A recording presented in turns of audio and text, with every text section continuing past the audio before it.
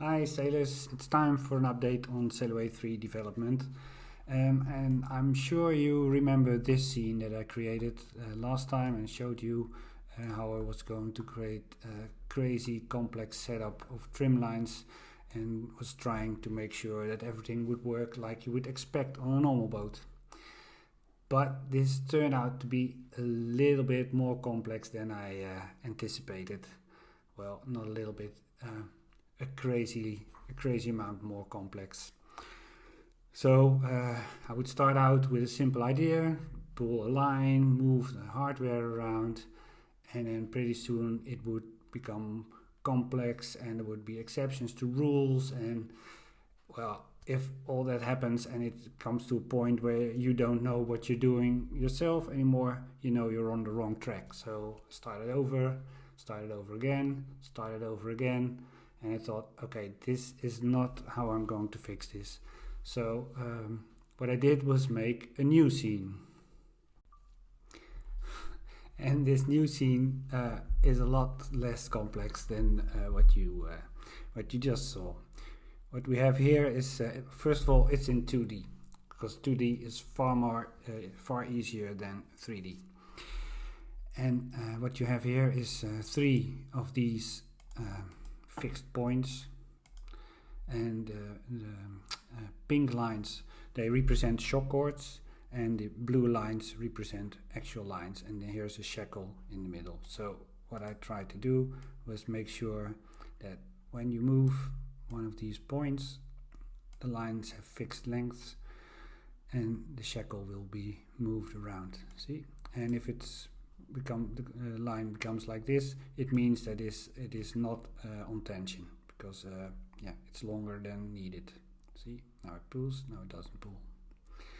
So that was scene one. Took me quite a while to get this even work like it should. So scene two. Here's scene two. And what I have here is a chain of shackles that should rotate in the direction with this shock cord. Very easy, but still it has to work. Next up, this one. A line connected to a block between two fixed points that are connected with a shock cord. And when I pull the line, the shock cord moves with it. The same thing, but now with the shock cord here at the top, and the block moves over this line. Next one, let me see if I can move myself around. Yeah, there I am. This one is a block with a gear, and when I pull this shock cord is stretched out. Then the next one. Next one is a car on a rail, and what happens is it follows wherever the shackle goes. And then the next one is when I limit this car with this here, there's a line that pulls it and say, oh, you can't move any further than here, or it like this, the line is not stretched because you have more room than you need.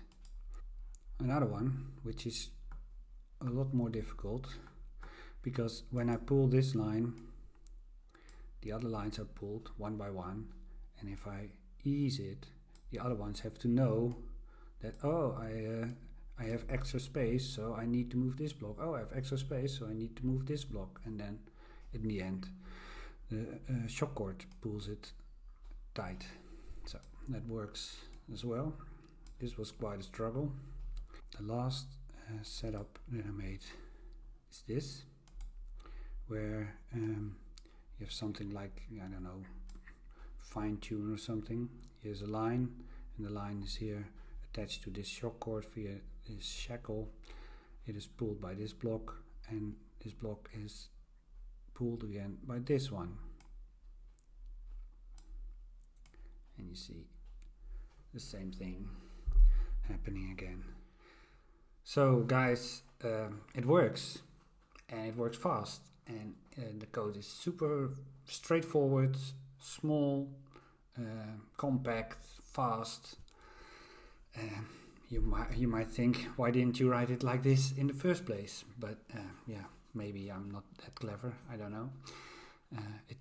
It was by far the most complex thing I've written in my life, and so you may think you haven't done much until now. Maybe so, but for me this was really taxing, and I'm super happy that it works.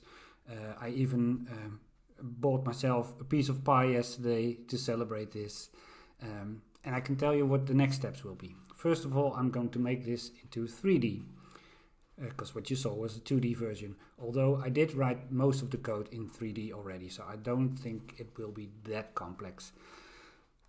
Second is test all this out on the boat, or the fake boat that you saw on the beginning of this video with the crazy complex hardware setup. If that works, I'm pretty sure that all of this works in most cases.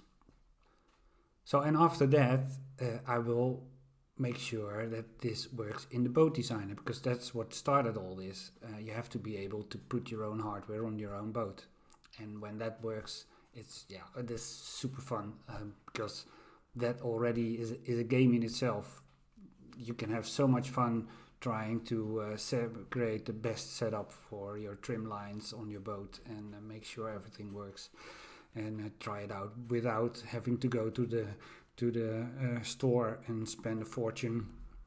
So I hope you enjoyed this, and have a great time until the next video. Bye everyone.